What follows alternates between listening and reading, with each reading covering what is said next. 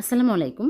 সিমাই আর ডিম দিয়ে ভীষণ মজার কুড়মুড়ে পিঠা। এই পিঠা খেতে দুর্দান্ত স্বাদের। এখানে আমি সিমাই নিয়েছি ১ প্যাকেটের অর্ধেক।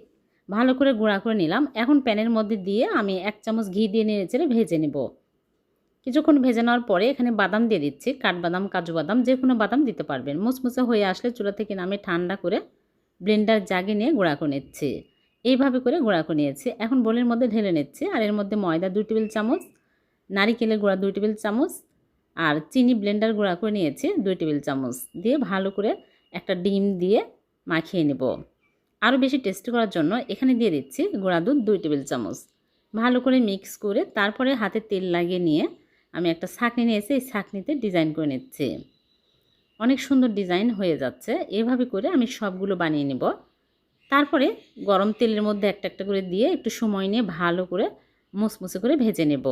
এই পিঠাগুলো অনেক দিন পর্যন্ত স্টোর করে রেখে খাওয়া যায়, মুচমুচে থাকে।